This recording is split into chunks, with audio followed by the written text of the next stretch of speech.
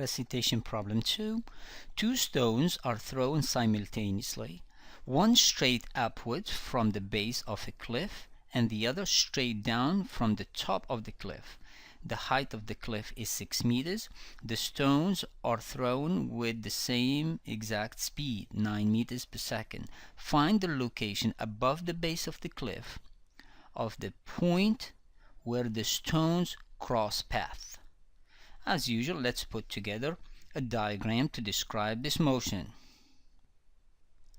Alright, stone number 1 is the one which is thrown straight up. Stone number 2 is the one that is thrown straight down. To complete this diagram, I need a system coordinate. I'm going to set it up to point straight up, where it's 0 is going to be exactly where stone number 1 is located. In a similar way to recitation problem number 1, we need to write down the equation of motion for stone number 1 and stone number 2. Notice here also, when these two stones cross path, they share the same position y, and they also going to travel the same exact amount of time. So the best relationship is like that one in recitation problem 1, the y versus t relationship. Alright, stone number 1, y, it's a free fall motion here, equals y0 plus v0 t plus 1/2 negative g t squared. Alright, stone 1, we're gonna assign to it 1, 1. Since the gravity is the same for both, leave it alone, g. Substitute for the known quantities. Y equals starts from 0, stone 1, right? So it's 0. Initial velocity is straight up. Notice, going straight up. This is the v01. Therefore, it's positive. Positive what? 9 times t.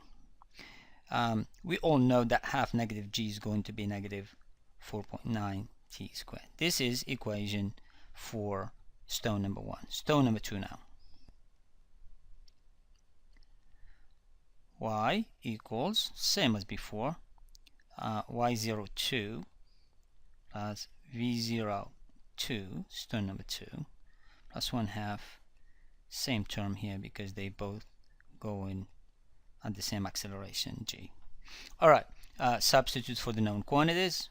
Alright, watch out. Y equal, y02 is positive 6. At the moment when the object started to move, was located as at positive 6. Initial velocity also is going straight down. Notice, negative. Alright, this is the v02. Negative 9t minus 4.9 t squared. Alright, since when they cross path they share the same position y, let's equate those two equations and solve for the time. From stone number 1 we have 9t, negative 4.9 t squared. Second one, what do we have? We have positive 6, negative 9t, negative 4.9 t squared. Notice that the negative 4.9 t squared is the same term on both sides, so it's going to cross like that, so that's gone.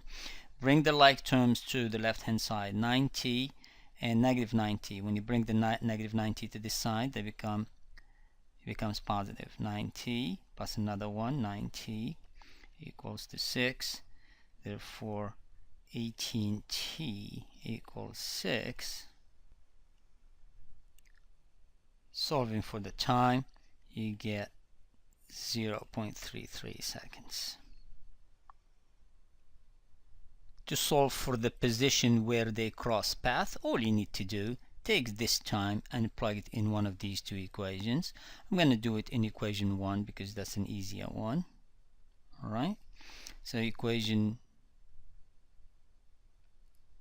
y equals positive 9t minus 4.9 t squared. Just substitute this time here and you solve for the y. and you will get approximately 2.5 meters.